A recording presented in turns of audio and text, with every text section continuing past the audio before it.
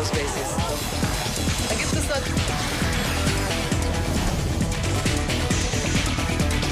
Zoom a la noticia con Andrea Bernal. Hola, ¿qué tal? Bienvenidos a todos. Soy Andrea Bernal. Esto es Zoom a la noticia. Vamos a enfocar nuestro lente en Venezuela cuando estos son los hechos. Ante una multitud concentrada en Caracas, ahí la ven ustedes en pantallas, el presidente interino Juan Guaidó anunció que sí o sí la ayuda humanitaria que se encuentra en el centro de acopio en la ciudad de Cúcuta ingresará al país el 23 de febrero. Ante el bloqueo del régimen de Nicolás Maduro, Guaidó aseguró que desde este fin de semana comenzará la organización para que esta ayuda llegue al pueblo venezolano. Seguiremos invitando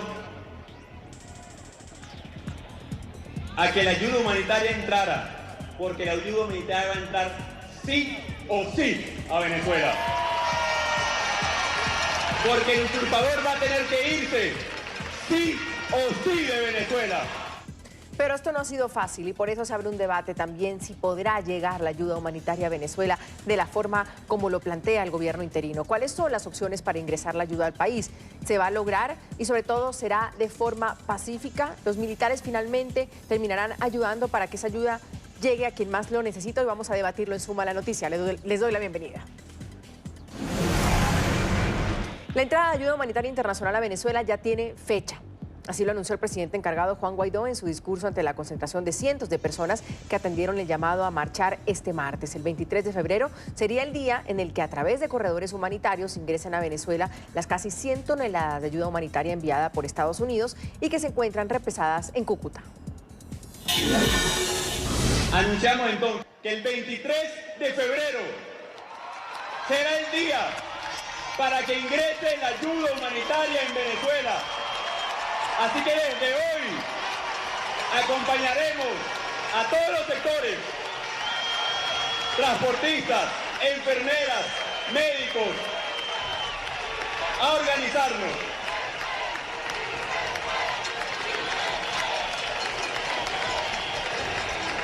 El día sábado, grandes asambleas, cabildos en toda Venezuela para organizarnos. El día domingo, campamentos humanitarios y preparándonos entonces para que apenas a un mes de haber tomado juramento todos juntos, miren todo lo que hemos logrado como sociedad. El presidente interino aseguró que a la fecha ya se han registrado más de 150.000 voluntarios que ingresarían la ayuda humanitaria a Venezuela. Guaidó hizo una invitación a todos los venezolanos para que se registren en lo que, según él, debe ser el mayor voluntariado en el país. Y ya saben, tenemos fecha de ingreso y muy importante registrarse e ingresar como voluntarios en el más noble voluntariado de la historia. Es una avalancha humana ayudando al prójimo, una avalancha humanitaria por Venezuela. Dios los bendiga y les pregunto, ¿se puede o no se puede? ¿Cómo vamos, Venezuela?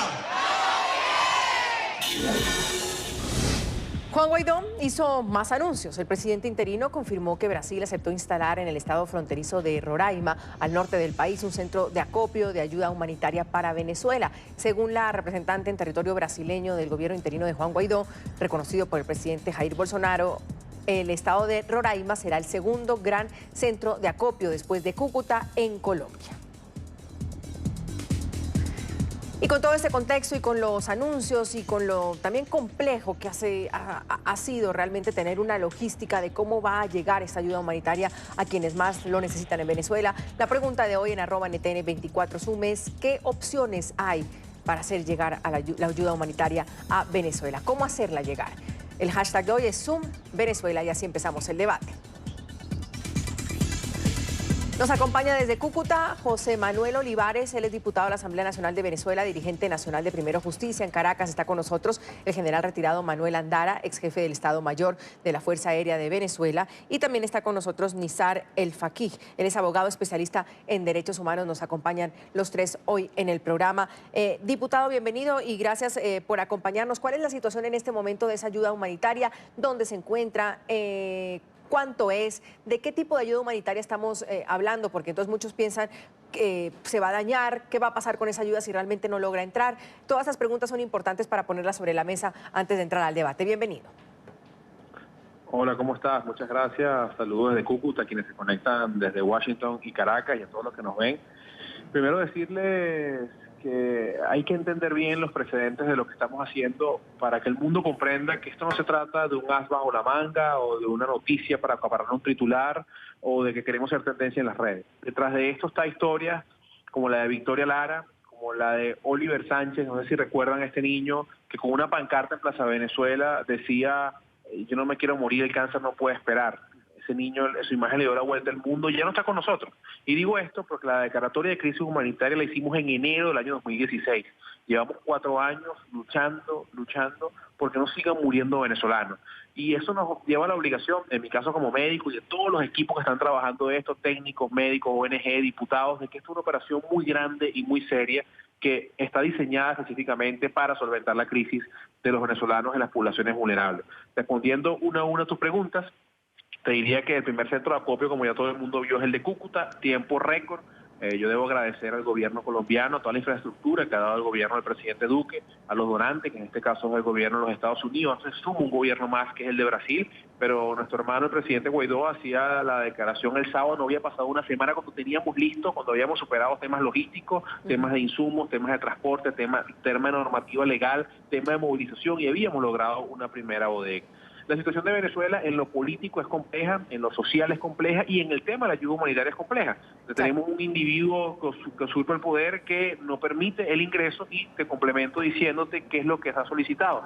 Nosotros hemos solicitado, ya se encuentran acá, kits de alimentación que están diseñados para atender a familias de 5 personas durante 10 días, kit de higiene personal que entra dentro de lo que es la definición de salud pública, los llamados emergency kits, que son unos kits conocidos mundialmente en crisis humanitaria, que están diseñados para atender a 5.000, 10.000 o 20.000 personas, según sea su diseño, en centros de salud donde se pueden realizar cirugías menores, cirugías ambulatorias, procedimientos médicos y atender patologías comunes de índole hospitalario. También se encuentran las barras de proteínas o nutricionales que pueden sustituir un alimento durante el día y que sirven para poblaciones vulnerables. Sí, diputado, ¿ayuda para cuánto tiempo? ¿Cuánto tiempo? ¿Esta ayuda, si se llega a entregar, es que no se puede simplificar así? Es que no se puede simplificar así. Tenemos 30 millones de venezolanos en problemas, no lo puede simplificar así. Esto está diseñado para ser distribuido en poblaciones en riesgo. Si quieres que hablemos, tenemos 40.000 pacientes que no tienen quimioterapia en Venezuela. Claro, diputado, pero ustedes deben saber, tenemos esta ayuda que nos puede durar, no sé, el señor Guaidó, el presidente interino, ha dicho 90 días,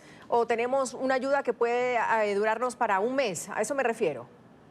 Es que la ayuda humanitaria, no estás viendo la primera fase de la ayuda. Nosotros tenemos un plan de reconstrucción, estamos en la fase de urgencia, luego viene la fase de emergencia, la fase de estabilización. Esto es un claro, plan pero esa es a largo grande. plazo. Yo estoy hablando del corto, que es el que nos preocupa hoy. Me voy con el abogado especialista en derechos humanos, señor El Faqui, bienvenido, gracias por acompañarnos. ¿Cómo ve usted esa situación? Porque la ayuda está, los centros de acopio están, es solo a empezar a repartirla, que es lo importante. Pero ¿cómo hacerla llegar? ¿Cuáles son las opciones?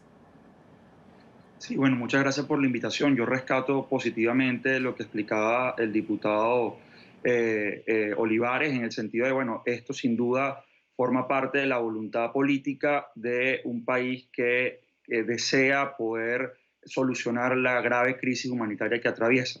Dimensionar esto, esta ayuda va a depender de muchas cosas. La primera es, efectivamente, depende de si esto efectivamente va a ingresar o no al país. Y de cualquier modo es importante destacar que esto es la crisis que vive Venezuela es de dimensiones alarmantes. Se habla de que el país enfrenta una crisis humanitaria compleja. Es decir, esto no va a resolver la crisis humanitaria compleja que vive el país. ¿Acaso podrá empezar a paliar casos de los sectores más vulnerables siempre y cuando pues, la ayuda pueda ser efectiva? Y allí yo te pongo en materia de derechos humanos, pues la importancia que tiene que organismos internacionales como la Organización de Naciones Unidas ya ha determinado que en Venezuela han huido del país producto de la crisis aproximadamente 3.5 millones de personas en los últimos años. Se trata de la movilización más grande que se ha vivido en la región en las últimas décadas. Estamos hablando de un país en el que efectivamente hay escasez de medicamentos para la hipertensión, por ejemplo, de casi el 80%, un 83% de escasez en materia de insulinas y otros insumos médicos que necesitan las personas diabéticas, un 95% de escasez para tratar infecciones respiratorias agudas. Es decir, esto es de proporciones alarmantes y sin duda cualquier ingreso o cualquier apoyo que se pueda hacer en estos momentos no va a poder paliar la situación estructural que vive el país, que es sin duda, como lo decía el diputado Olivares, una situación que requiere una transformación del régimen, un cambio en la estructura de mando que permita abrir las puertas del país a las condiciones necesarias para que exista estabilidad política y para que luego se puedan activar los mecanismos de producción y sin duda pueda además acogerse la ayuda humanitaria que el país requiere con todos los canales regulares que un Estado puede ofrecer para que esa ayuda pueda ser canalizada y que hoy no están dadas porque hay un régimen que se niega a reconocer que existe una crisis humanitaria y eso dificulta todo el panorama, ¿no? Claro, perdónenme que los quiero volver a centrar en el tema. Yo sé que ustedes tienen mucha explicación y el contexto, pero no nos desenfoquemos del tema importante. Y vuelvo a insistir, general, la ayuda está y no la han puesto en contexto tanto el diputado como el abogado. ¿Para qué sería? ¿Qué es lo que se necesita? ¿Qué es lo que hace falta? Y sin duda es un aliciente pensar o saber que estamos en una primera fase y que esta ayuda va a entrar, como ha dicho el presidente interino Guaidó, este 23 de febrero. Yo quiero enfocar el programa de hoy en cómo van a hacer para hacerla llegar. ¿Qué tan real es que esa ayuda humanitaria llegue a donde debe llegar, general? Bueno, Andrea, buenas tardes. Un placer estar contigo y para todos tus oyentes y televidentes. Realmente el kit aquí no es tanto el kit médico, no son los furgones, no son las mismas medicinas. Es el hecho de que eso pueda llegar a nuestra gente, a los que más la necesitan. Y todo eso depende del contexto que maneja la Fuerza Armada. Que muchos dicen que tiene miedo. Yo les recuerdo que aunque han eliminado algunos artículos de la ley, no puede ser militar el cobarde, el que carezca de dignidad, pundonor, el de relajada conducta, todo aquel que pueda inclusive ultrajar sus armas con infames vicios. Yo entiendo que las Fuerzas Armadas tienen la prioridad principal para que esta ayuda se pueda materializar, pueda ser positiva. Ellos tienen que entender, y yo creo que sí lo van a entender. Yo soy un hombre que pasé más de 40 años en la organización militar, y ellos saben lo que les voy a decir. O ustedes, en el tiempo que queda, escuchan el toque de Diana, que es el toque de alerta, el toque de energizar las voluntades, el ánimo, el cuerpo, todo. O ustedes escuchan el toque de oración, el toque de silencio, que es el de la desvergüenza para ustedes, el del recuerdo a una Fuerza Armada que no pudo entender a su pueblo y no puede ser por miedo. Eso es definitivamente lo más importante. Claro. La sociedad civil nos dio a nosotros, a la Fuerza Armada, un honor muy grande. Claro. General, entonces vamos a decir que también la entrada de esta ayuda humanitaria está dependiendo también de los militares, es decir, la salida de Nicolás Maduro, según muchos analistas políticos, depende de los militares. Entonces, ¿podemos decir también que la entrada de esta ayuda humanitaria depende de los militares? Sí, señor. Depende en sumo grado de las Fuerzas Armadas de Venezuela, de todo un contexto de hombres y mujeres que están en la organización militar y que tienen un compromiso y que hicieron un juramento de la patria, que es un compromiso, que no es un punto más en el protocolo, y que ellos deben saber que lo más importante no es de poner un gobierno, sino cumplir la misión constitucional. Lo que esa constitución les dio como honor. La sociedad civil nos entregó a nosotros ese honor de hacernos dueños de la hoja de un sable, pero le cedió la empuñadura a la Constitución, lo que significa que es la Constitución, la hoy Asamblea Nacional, el nuevo presidente encargado, los que verdaderamente pueden manejar lo que las Fuerzas Armadas tienen que hacer. Y lo que les está impidiendo es no olviden a su pueblo, no desamparen a su pueblo, ustedes se deben a su pueblo, ustedes se deben a su gente y ustedes tienen que entender que no puede haber miedo de ninguna naturaleza para no permitir que esa ayuda llegue a quien más lo necesita. Diputado, ¿usted concuerda con el general? Esto está en manos de los militares, es decir, depende de los militares que esta ayuda realmente, primero, entre a Venezuela y que sea repartida de la forma en que debe ser repartida. La Fuerza Armada juega y jugará un rol importante en la historia de nuestro país. En esta oportunidad, sin duda que lo juega, pero esto va mucho más allá de la Fuerza Armada. Esto va a la responsabilidad de distintas ONGs, de Cáritas, de ONGs grandes, de ONGs pequeñas, de la Iglesia Católica, de la Iglesia Cristiana, de distintas iglesias que han asumido el compromiso de distribuir la ayuda, lo que le permite un tema de esterilidad, de que no tenga ningún tipo de componente político y que llegue a quien realmente lo necesita. Diputado, sin importar. Perdóneme que lo interrumpe, eso entiendo perfectamente, lo de la entrega, pero lo que dice el general es, si las fuerzas militares no están del lado de todas esas instituciones que usted dice y no están del lado del pueblo, pues esas tanquetas seguirán en las fronteras y no van a dejar entrar la ayuda. Entonces, también depende, o netamente depende de los militares para la entrada. Estaba tratando de responderte, no depende solamente de los militares, porque aquí está involucrada la iglesia, las ONG y sobre todo la gran fuerza que tiene todo este proceso, que son los ciudadanos, que son los miles de venezolanos que estaban en la calle, que es el apoyo de todo el mundo a este proceso, al reconocimiento de un gobierno legítimo. Yo soy un convencido que la Fuerza Armada juega un rol importante. Nosotros lo último que queremos es enfrentarnos a la Fuerza Armada, pero entramos en un dilema. Si van a matar a unos diputados con ayuda humanitaria, si van a matar a millones de personas en la calle por llevar la solución a muchas enfermedades, o si van a devolverle la democracia a los venezolanos. Ellos hoy y mañana jugarán un rol importante en la historia del país, pero un rol que va empujado por la movilización popular, por millones de venezolanos en la calle, por la legitimidad de un gobierno, por el apoyo de todo el mundo a lo que estamos haciendo y por lo que va a pasar el 23, que definitivamente vamos a entrar en Venezuela, entrar a la ayuda humanitaria y llegar a la libertad. Diputado, ¿cómo? ¿Cómo van a entrar en Venezuela el 23? No te puedo develar, no te lo puedo develar. Ustedes ya tienen un plan. Decirle a Maduro lo que vamos a hacer. Usted tiene un plan, ustedes tienen un plan. Tenemos un plan, tenemos múltiples puntos de ingresos, tenemos múltiples puntos de contra viento y marea, contra los militares, pensando que puede haber muertos, que puede haber heridos.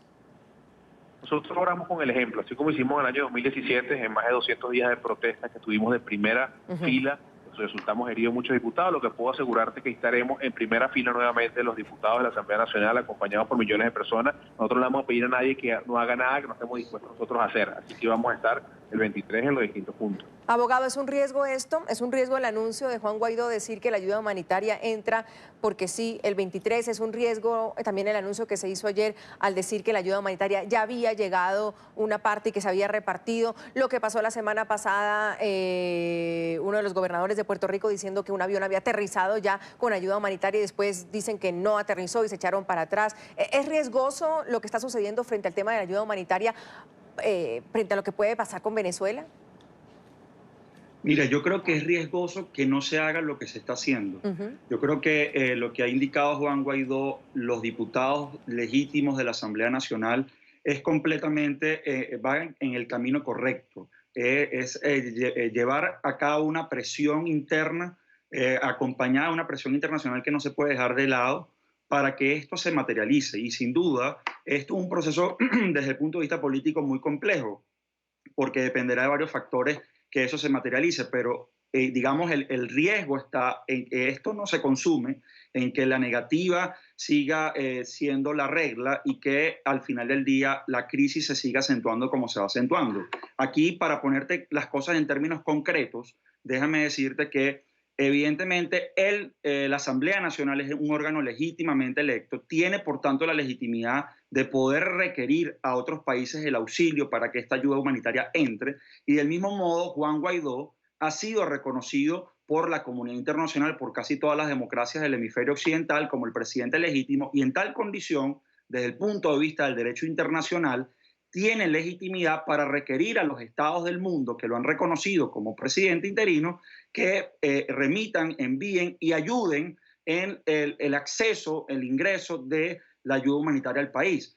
Eso sin duda podría generar un conflicto, que es lo que no se desea, porque si estás procurando aliviar una situación que está matando hoy a gente, que está haciendo la vida del venezolano mucho más compleja, bueno, lo menos que se quiere es digamos, propiciar una situación de confrontación que eleve esta situación a una situación menos deseada aún. Y por eso que el camino que está tomando y que ha descrito el diputado Olivares es el camino correcto, es ejercer la presión interna. Y esto es una lucha que se verá el resultado cuando se materialicen los hechos. Es decir, iniciar todo un proceso de lucha interna, los movimientos sociales, las organizaciones de derechos humanos, la Iglesia Católica, el Parlamento legítimo, el gobierno presidido por el presidente interino que ha sido reconocido por la comunidad internacional, Juan Guaidó, y la comunidad internacional. Aquí también, por ejemplo, será muy importante ver hasta qué punto la comunidad europea va a apoyar también el ingreso de esta ayuda humanitaria, hasta dónde están dispuestos a llegar los países que están apoyando a Venezuela para ejercer presión necesaria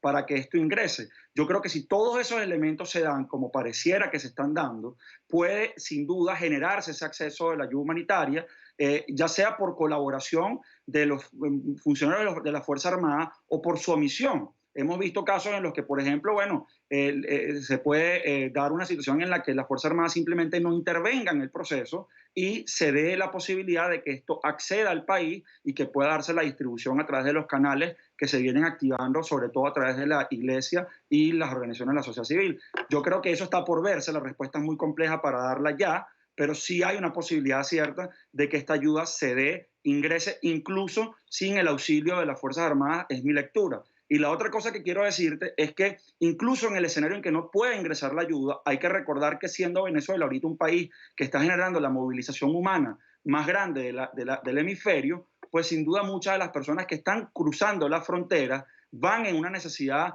en algunos casos realmente muy delicada, a las que le puede servir muchísimo, de gran alivio, de gran utilidad, la ayuda humanitaria que está llegando y que puede también estar en centros de acopio a lo largo de la frontera del lado colombiano y de Brasil, por ejemplo, para que puedan las personas venezolanas que están cruzando la frontera recibir esta ayuda. De modo que en cualquier escenario la ayuda humanitaria va a poder concretarse, sea ya ingresando al país y distribuyéndose internamente, o sea incluso a través de los puntos que se establezcan en la frontera. Seguimos aquí en Suma la Noticia. Hoy debatimos cuáles son las opciones para hacer que llegue la ayuda humanitaria a Venezuela. ¿Llegará? ¿Podrá entrar? ¿Cómo será distribuida? ¿De quién depende en estos momentos que esa ayuda pueda ingresar desde Cúcuta y también desde el estado de Roraima, en Brasil? Lo cierto es que durante una movilización oficialista realizada en el estado Táchira, fronterizo con territorio colombiano, Diosdado Cabello insistió en que el país no necesita ningún tipo de ayuda humanitaria. Cabello acusó al gobierno de Estados Unidos por el desabastecimiento alimenticio y la escasez de medicamentos básicos. Nos han venido amenazando en los últimos días con el tema de una ayuda humanitaria. No es ni ayuda ni es humanitaria.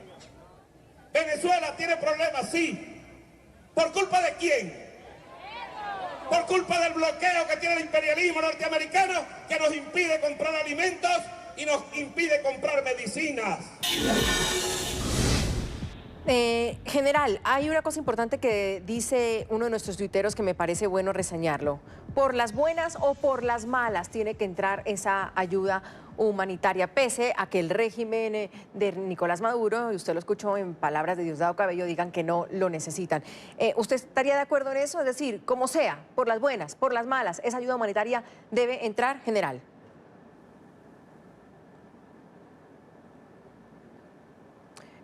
Sí, ya vamos a recuperar al general.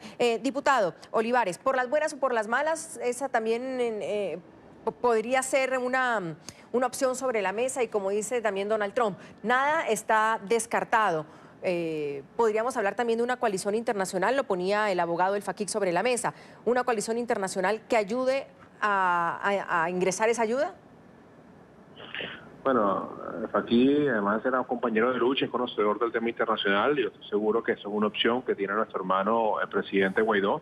Lo que es una decisión tomada es que vamos a entrar, nosotros no hay vuelta atrás, el cambio en Venezuela es irreversible, este proceso es totalmente irreversible. Ahí veíamos la bravuconería de este individuo de la oposición, que bueno, cada vez están más solos, un Nicolás Maduro encerrado en Miraflores, que no sale de Miraflores. Pero bueno, al final ellos están haciendo su juego de oposición desde el punto de vista de las mentiras, descalificando, como lo han hecho hace 4 años. Sí, esto es un patrón continuado donde ellos intentan descalificar la oportunidad de vivir, la oportunidad de tener alimento, la oportunidad de, bueno, de que un niño pueda crecer y pedirle la bendición a su madre, pero no podemos esperar nada más estos individuos llenos de odio, de resentimiento y bueno, que están mostrando su peor cara en estos días. Insisto, es una decisión tomada, nosotros vamos a avanzar con un plan y bueno, el presidente Guaidó tiene muchas alternativas o planes en lo que sería el terreno de esta actividad para los que estamos aquí en Cúcuta y los que están en distintos puntos de la frontera. Bueno, y a esto de Diosdado Cabello se le suman las declaraciones de Delcy Rodríguez el día de hoy, que dice que la ayuda humanitaria es un arma biológica. ¿Ah? Abogado, es decir, el régimen usurpador del poder de Nicolás Maduro y de toda su gente también tienen en su cabeza: esa ayuda no la vamos a dejar entrar. ¿Qué riesgos tiene esto? Es que yo insisto, y tal vez parezco demasiado fatídico en cuanto a los riesgos, pero es lo mismo. Cuando suena el tema de la intervención militar en Venezuela, pues pone preocupados a toda la región. Cuando hablamos de ingresar una ayuda militar, cuando no tienes el apoyo de los militares, cuando las imágenes son tanquetas en las fronteras y cuando hay, según eso, 700, 600 militares están diciendo que no van a permitir esta ayuda, pues hay un riesgo complejo ese 23 de febrero o los días que sean, de que una ayuda como esta pueda realmente ingresar y que el beneficio sea, que más bien, que la entrada sea peor de lo que pueda ser el beneficio de entrar esa ayuda. Sí, mira, es un escenario evidentemente no deseado. Yo creo que no va a ocurrir un escenario no deseado porque hay que verle la real dimensión que tiene y que ha tenido y las consecuencias que ha tenido hasta ahora ese apoyo absolutamente determinante de la comunidad internacional. Es decir, tenemos una comunidad internacional movilizada unánimemente, por lo menos los gobiernos democráticos del hemisferio occidental, salvo algunas excepciones, que están apoyando determinantemente al gobierno de Juan Guaidó y al Parlamento venezolano. Eso no es poca cosa, eso tiene consecuencias a nivel internacional, tiene consecuencias jurídicas importantes, pero también tiene consecuencias materiales importantes, y yo estoy seguro que eso tiene una dimensión que quienes están ejerciendo el poder en estos momentos y están intentando impedir que esta ayuda ingrese también la están tomando en cuenta. Y yo también estoy seguro que las fuerzas democráticas hasta ahora han demostrado, el Parlamento lo ha demostrado, José Manuel Olivares, los diputados de la Asamblea Nacional hasta ahora han demostrado su convicción democrática y la inteligencia y la astucia política que han tenido para lograr avances en esta lucha con el menor costo humano y con la menor... con el menor costo humano y social posible, ¿no? Transitando las vías democráticas por con todas las estrategias posibles para que al final, por ejemplo, ese 10 de enero llegase, para que el Parlamento tuviese la legitimidad que ha tenido hasta ahora. Y eso es algo que no podemos dejar de ver. La convicción democrática de un pueblo venezolano, la representación de un Parlamento que ha estado decidido a resolver este problema usando todos los mecanismos políticos, democráticos, presión social, presión internacional disponible para avanzar, y hasta ahora se ha avanzado políticamente. Yo creo que con esa misma inteligencia todo indica que esto va a poder materializarse y que vamos a poder tener resultados positivos. En el peor de los casos de no poder ingresar al territorio venezolano, siempre podrás tener la ayuda en las fronteras del lado de los otros países, que también va a poder servir de gran alivio para los venezolanos. Y una última cosa que te quería decir sobre los comentarios que hizo el Diosdado Cabello y otros funcionarios públicamente, es que ellos efectivamente no necesitan la ayuda humanitaria, ellos no la necesitan, quienes están en el poder no la necesitan, la necesita es el pueblo venezolano, que dicho sea de paso, ellos han olvidado por completo, y esto acarrearía también consecuencias internacionales porque están negando ya ahora sí activamente la posibilidad de acceso a la salud, acceso a los medicamentos, acceso a alimentos para la mayoría de los venezolanos que hoy se encuentran en una crisis humanitaria, lo cual agravaría el caso de crímenes de lesa humanidad que se está ahorita sustanciando en la Corte Penal Internacional. Allí también es importante decir, todos los que colaboren en que esto no ocurra están también insertándose en ese expediente que está sustanciando la Corte Penal Internacional, que muy probablemente va a llevar consecuencias jurídicas en el largo plazo. General, le preguntaba yo si por las buenas o por las malas debe ingresar esta ayuda humanitaria. ¿Cuáles serían los riesgos? Y así como dice Nizar, bueno, es que el gobierno interino de Juan Guaidó, y lo ha dicho también el diputado Olivares, pues están dispuestos a todo. Entra porque entra este 23. Vemos el otro lado de la moneda, por ejemplo, Diosdado Cabello diciendo, estamos dispuestos a todo y no vamos a dejar ingresar esta ayuda humanitaria. Es decir, si ambos lados están dispuestos a todo, ¿ante qué estamos, general? Bueno, mira, yo mantengo que, haciendo un símil con los principios que nosotros aprendimos en la escuela y que por experiencia de vida y de mundo se han aprendido, para que una operación sea exitosa en tierra, tiene que haberse ganado antes y va a haberse mantenido el control del aire para que una fuerza terrestre pueda operar con éxito. Ahora, en una operación de esta naturaleza, ¿verdad?, no es la Fuerza Aérea, son las Fuerzas Armadas las que tienen que ganar y mantener el control para que esa operación de ayuda humanitaria se lleve a cabo, para que esa operación sea un éxito. Si la Fuerza Armada, como un todo, no asume su responsabilidad, pues mira, ellos tendrán que presentar su cara ante la historia y ya se verán todas las situaciones, lo que sucedió en Kosovo cuando no permitieron esto, lo que ha sucedido en otros países.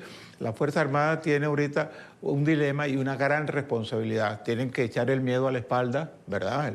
Y tienen que salir adelante a apoyar a eso, porque su propia familia, sus propios hijos, sus propios hermanos, sus propias esposas, sus propias novias, sus propios padres, todos están pasando por esta crisis humanitaria tan grande que tenemos, que no solamente es eso, es una crisis de libertad completa, es una crisis de valores, una crisis de principios, algo que nosotros no teníamos jamás pensado que podía ocurrir en un país como el nuestro, que tiene todas las riquezas disponibles y que esta gente de una manera criminal la ha venido utilizando para su provecho personal. A ellos no les interesa, ellos tienen todo, ellos pueden manejar todo. Como dice el diputado, lo que verdaderamente les interesa es al pueblo, a los que necesitan ese apoyo, esa ayuda, y las Fuerzas Armadas tienen que saber que están en un dilema, pero que tienen que salir adelante y que tienen que tomar una decisión. La peor decisión es la que no se toma. Diputado, ¿de dónde viene esa ayuda humanitaria? Porque con lo que hemos visto hasta ahora es que es de Estados Unidos, por parte de la USAID, pero ¿de dónde más viene? Porque la vez pasada hablaron que venía pues, de Puerto Rico, que viene de otros países. ¿Ha llegado alguna ayuda humanitaria ya a Venezuela, como se dijo en un inicio? El presidente Guaidó ayer dijo que se había logrado repartir algo. ¿De dónde viene la ayuda humanitaria? Bueno, tu segunda pregunta se responde por sí sola con las imágenes del presidente Guaidó entregando algunas ayudas en la ciudad de Caracas el día de ayer. ¿Que llegaron de dónde? ¿Sabemos eso? Tu primera pregunta, hasta ahora te puedo decir que todo es proveniente de los Estados Unidos. Ya se suma a Brasil, hay otras naciones de América Latina y Europa que en las próximas horas anunciarán el envío de ayuda por distintas vías aéreas, marítimas, terrestres. Hasta ahora estamos coordinando para que se suben más naciones. Recuerda que estuvo una coalición, la Coalición por la Ayuda y Libertad de Venezuela. Hasta ahora ha sido un trabajo muy arduo de concretar los permisos de toda la logística con Colombia para el ingreso. Los envíos, digamos, o el acopio no se ha detenido desde la inauguración del centro de acopio y bueno, en las próximas horas seguiremos teniendo imágenes y verán los anuncios de otras naciones del mundo, de América Latina y de Europa que se suman a la coalición y que estarán enviando distintos rubros de los antes descritos que están dentro de la ayuda humanitaria. Teníamos también que recordar lo que había dicho Delcy Rodríguez, ya tenemos el audio de ella frente a que esa ayuda humanitaria son armas bioquímicas, había dicho la vicepresidenta del régimen de Maduro. Algo que debe llamarnos a la alerta, a la alarma por todo el pueblo, porque esa ayuda humanitaria viene contaminada y envenenada, es cancerígena. Así lo han mostrado distintos estudios científicos de esa supuesta comida desechada de los Estados Unidos que busca a través de químicos envenenar a nuestra población. Podríamos decir que son armas biológicas. Bueno, ¿qué más se puede decir ahí? Abogado, algo importante frente a esto que tal vez no estamos mirando es lo que significaría que los militares y el régimen de Nicolás Maduro se sentaran ese 23 o estos días y dijeran no entra nada. Ya el canciller de Colombia, Carlos Holmes Trujillo, ha dicho que esto podría ser un crimen de lesa humanidad. Escuchémoslo. Y en lo que tiene que ver con Maduro, Maduro no puede impedir el ingreso de la ayuda humanitaria. Eso sería un crimen. Yo lo calificaría como un crimen de lesa humanidad. Lo calificaría como un homicidio colectivo. Lo calificaría como un crimen de la mayor gravedad porque estamos frente a una comunidad que reclama legítimamente esa ayuda en tanto la necesita. Abogado, ¿lo sería, como lo dice el canciller colombiano? ¿Qué implicaciones tendría no dejar entrar eso? Sí, yo creo que sin duda pasaría a formar parte del caso que está sustanciando la Fiscalía de la Corte Penal Internacional en La Haya como un potencial crimen de lesa humanidad porque estamos hablando de una actitud, una actividad desplegada por quienes ejercen el poder que de forma general y sistemática viene impidiendo que la sociedad venezolana pueda tener acceso a insumos esenciales en médicos, insumos esenciales en materia de alimentos para poder mantenerse con vida, para poder mantener una vida digna y acceso a los productos esenciales. Si antes se decía por parte de quienes ejercen el poder que esto había sido producto de bloqueos y de sanciones internacionales, que no es cierto, para justificar la crisis, ¿cómo es que ahora, teniendo la posibilidad de recibir esta ayuda, se niegan a hacerlo? Lo que te da cuenta es que hay una actitud criminal de parte de quienes ejercen el poder para someter a la población venezolana a esta agonía que está sufriendo y muy probablemente para generar la movilización masiva que ha venido generándose para expulsar o para obligar a los venezolanos a huir de Venezuela y mantener una situación de control social, todo lo cual forma parte de un cuadro que sin duda entra dentro de los crímenes de lesa humanidad que están establecidos en el Estatuto de Roma y que puede acarrear responsabilidades gravísimas para quienes están en el poder y para todos aquellos funcionarios militares que activamente o por omisión hagan que esto sea posible y que, por ejemplo, en esta ocasión este ingreso a ayuda humanitaria no se pueda generar. Ahora, general, hay un tema de amnistías que cuando el presidente interino Juan Guaidó las anunció, dijeron, bueno, este es un paso importante porque es amnistía para los militares y también para civiles que estuvieran en el régimen de Nicolás Maduro. ¿Qué tanto, ya después de casi 3 semanas, 15 días que se anunció por parte del presidente interino esta ley de amnistía, realmente ha calado en el tema de los militares? Porque muchos han dicho, bueno, finalmente hubo gente que se echó para atrás desde los diferentes consulados o embajadas en otros países, pero militares en situación activa realmente han tomado una decisión de dejar de apoyar a Nicolás Maduro por este tema de amnistías. ¿Ha calado en el tema militar este anuncio? Bueno, yo creo que han dejado de apoyar a Nicolás Maduro no solamente por el tema de amnistía, que sin duda es algo verdaderamente valioso, pues, porque para aquellos que no hayan cometido, por supuesto, crímenes de lesa humanidad o delitos que tengan que enfrentar en cualquier circunstancia la ley. Pero lo han dejado de apoyar porque han visto claramente lo que está a la vista, la movilización, de dónde viene la Fuerza Armada, de dónde vine yo, de dónde vienen mis compañeros, de dónde vienen los que están, vienen de este mismo pueblo, muchos de ellos de hogares muy humildes, muy sencillos, con otras esperanzas, con otras posibilidades de surgir, de entregar su vida a la patria, porque el ser militar es más que una profesión, es un apostolado, es la entrega a la patria. Yo juré y mi juramento no fue un punto más en el protocolo, como no puede ser el juramento de los oficiales y de los militares que lo han hecho. Es un compromiso de honor y ese compromiso de honor hay que cumplirlo, ¿verdad? Y aquí estamos hablando de que ellos tienen que tomar una decisión. A veces no somos responsables de las cosas que suceden, pero sí lo somos de cómo actuemos ante las cosas que sucedan. Entonces nosotros tenemos que entender que para nosotros, para las Fuerzas Armadas, es una responsabilidad muy grande la que tenemos en este momento, única, increíble, nunca se había presentado, nunca se volverá a presentar, porque lo que ha pasado en este país nunca nosotros esperamos que pudiera suceder, pero estamos viviéndolo y tenemos que tomar una decisión, y esta decisión tiene que ser que las Fuerzas Armadas, pase lo que pase, tienen que apoyar la entrada de la ayuda humanitaria porque eso es realmente lo que nuestro pueblo en este momento necesita. Ya vendrán otras cosas, ya vendrán otros cambios, ya vendrán otras alternativas políticas. Yo no entro en ese diatriba porque realmente no es mi campo. Pero desde el punto de vista militar, creo que nosotros tenemos la obligación moral, ¿verdad?, de cumplir con lo que juramos nosotros, defender la patria y sus instituciones hasta perder la vida si fuese necesario. ¿Qué opciones hay para hacer llegar la ayuda humanitaria a Venezuela? ¿Va a llegar la ayuda humanitaria a Venezuela? Es nuestra pregunta de hoy en @NTN24 Suma. Ahí está nuestra cuenta en pantalla. El hashtag es SumVenezuela. Y Juan José, por ejemplo, dice, como dijo el presidente Guaidó, la ayuda humanitaria entrará el 23 de febrero, así Maduro no quiera. Natalie comenta que todo está en manos de los militares. La opción es que los militares respeten la Constitución y la vida y no acaten las órdenes del dictador.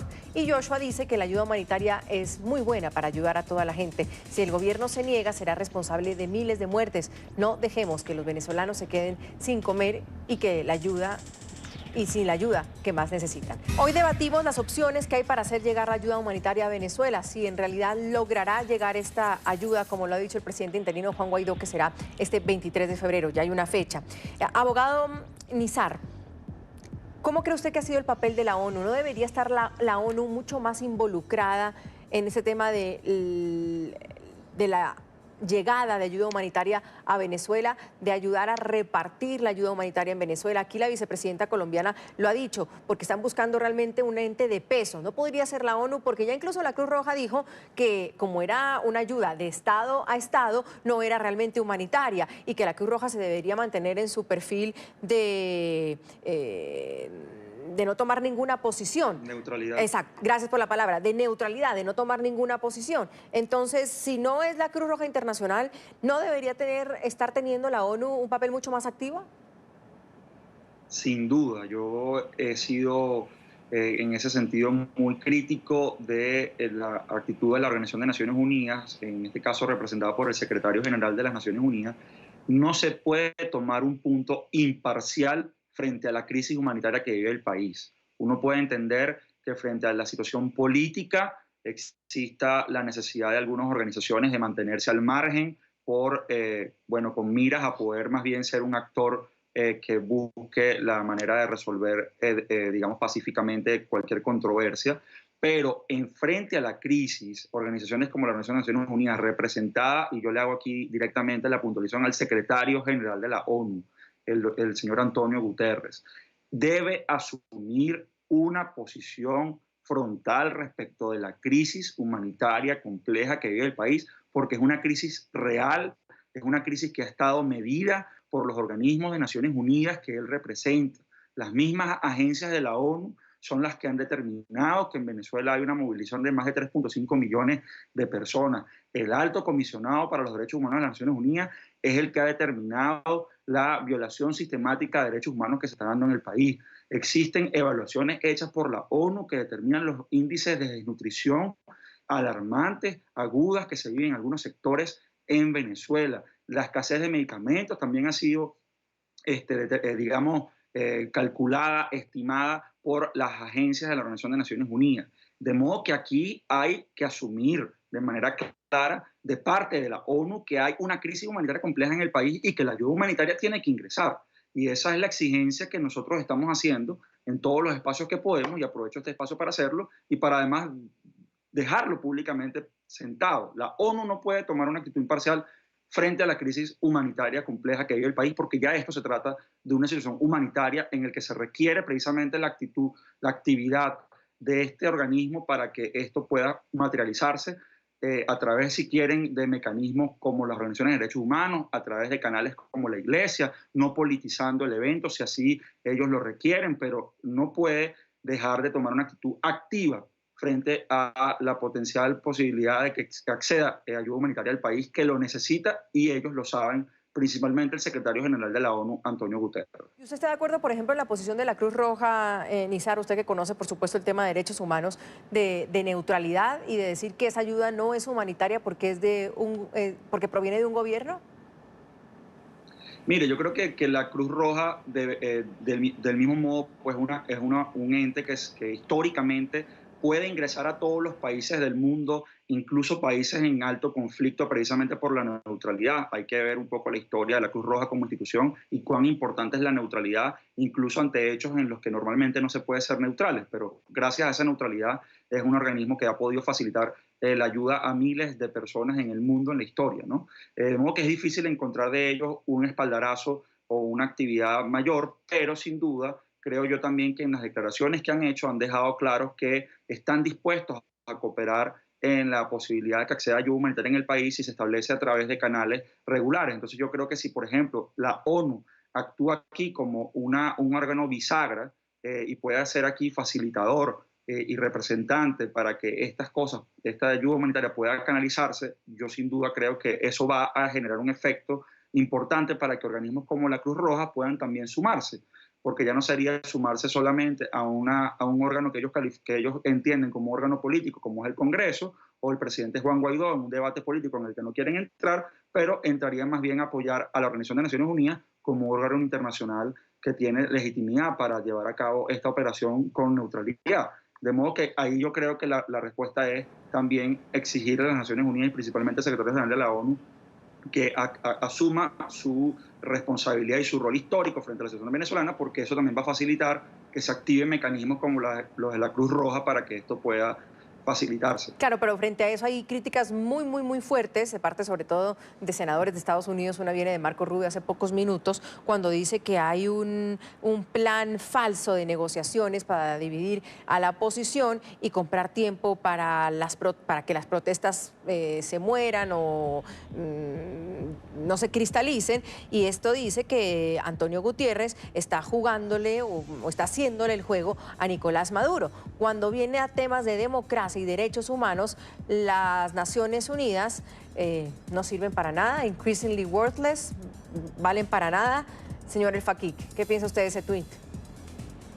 Bueno, yo creo que sin duda le está haciendo su trabajo político, ¿no? Denunciar una situación o una postura muy fuerte. Yo creo que sí, que la ONU sí ha servido muchísimo para poder evitar tragedias en la historia de la humanidad desde el 45 cuando se estableció, y creo que además tiene los mecanismos necesarios para poder ser un actor clave en estas situaciones.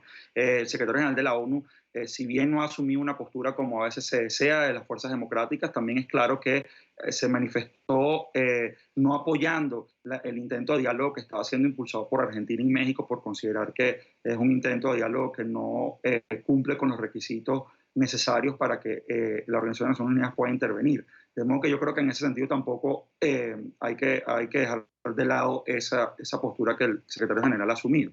En todo caso, sí comparto la idea de que el secretario general de la ONU tiene que hacer más. Es un cargo que se lo impone, no es su decisión si hacerlo o no. Cuando uno asume una investidura como esa, su rol le impone tener una actitud mucho más activa de cara a la situación que enfrenta el país. Y si hay algo que no puede ser polarizante, es la crisis humanitaria que vive el país, que además no es una denuncia de la oposición, del gobierno, como lo quieran llamar, es una situación que ha sido establecida por organismos de Naciones Unidas, por las agencias técnicas de Naciones Unidas y por organizaciones de la sociedad civil que son imparciales y que han visto esto desde una aproximación técnica, de modo que los elementos son muy claros de que la crisis humanitaria compleja existe y de que el país requiere urgentemente una asistencia humanitaria, y ahí la ONU no puede mirar hacia otro lado, y el secretario general de la ONU tiene que asumir un rol activo para generar todo lo necesario para que esta ayuda pueda ingresar. No tengo ya hacerle al general retirado Manuel Andara, ex jefe del Estado Mayor, por habernos acompañado. También estuvo con nosotros Nizar El Fakik, abogado especialista en derechos humanos, y nos acompañó al inicio del programa el diputado a la Asamblea Nacional de Venezuela, José Manuel Olivares. Oiga, Andrea Bernal, nos vemos mañana con otros temas de debate. Gracias por su compañía.